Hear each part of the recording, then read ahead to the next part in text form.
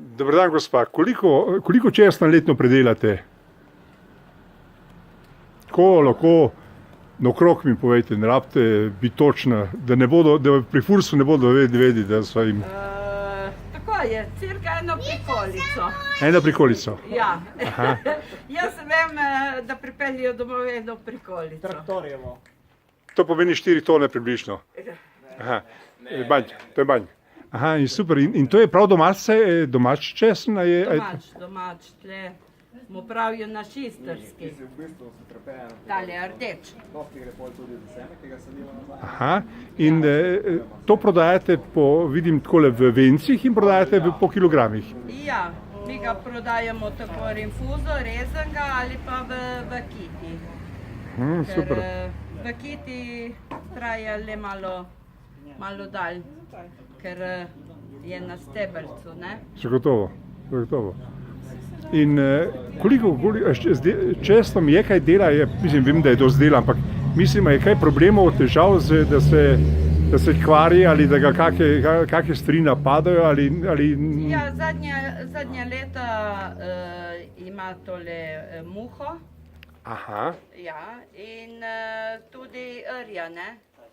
Ga načenja, ja, tako enkrat v maju, ko pridejo te dežji in imamo za pobirati peske, ne, to je tale cvet, ko pride, takrat ponavadi rada zboli, ker je že toplo in dež in dobi rjo.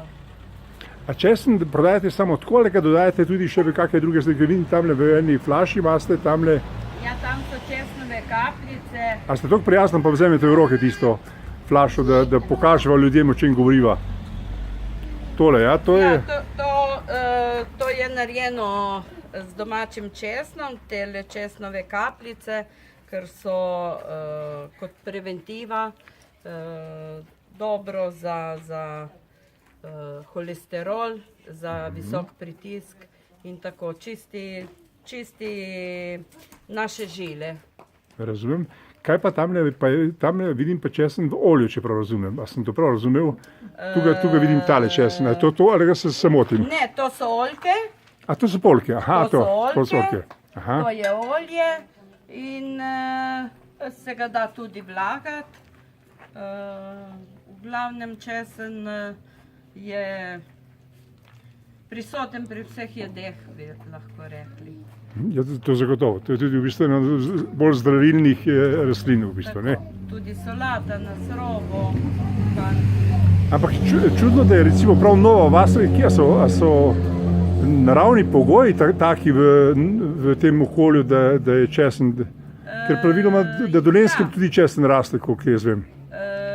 Tako je. Jaz sem tudi že podarila osebi, bila je iz Črnomlja, naš česen, ker je začela tudi ona pridelavo in naš česen je ni uspel v Črnomlju. Je uspel? Ne. A ni uspel? Ne. To pomeni, da je pomembno podnebje in zemlja? Se pravi tako, ja. Da je zemlja vedno v bistvu pomembna, ne samo tudi okolje kot tako. Ja.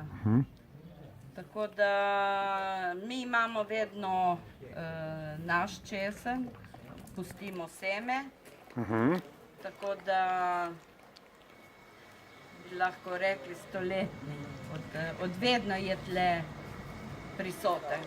Ga nismo menjavali z drugim. No, vaš sin mi je rekel, da je v bistvu tale, če bom jaz pokazal, da ljudje vidijo, o čem govorim, to je tale. Zvonik je tukaj postavljen, da je v bistvu bil narejen z česnom oziroma z prodajo česna ali pa z...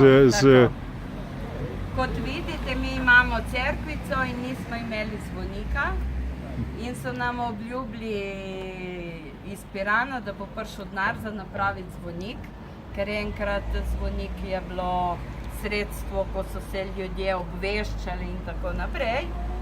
In denarja niso dali.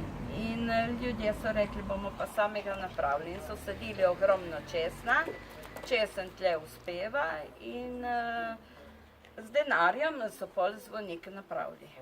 Super. Super. Koliko pa je recimo vas, Nova Vas velika, koliko ima prebivalcev, takole? Tako zaokroživa. Ja, mislim, da je enih 70 hiš. In se ukvarjajo s kmetijstvom ali še? Precej s kmetijstvom, imamo vinarje, oljkarje in nekaj je predelovalcev zelenjave, precej kmetijstva. Mlajša generacija, starejši in tako. Ker sem videl sinova, to gospa ščerka, ne?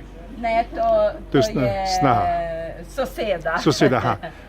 Ker sem videl, sinova sta mlajša in bosta ostala na kmetiji. Upajmo. Super. Ja, saj malo, da gre malo tradicija naprej. Super. Tako. Prav vesel sem, da sem vas spoznal in sigurno bodo veseli naši gledalci in poslušalci, ko bodo videli to vašo reportažo. Hvala vam. Hvala vam.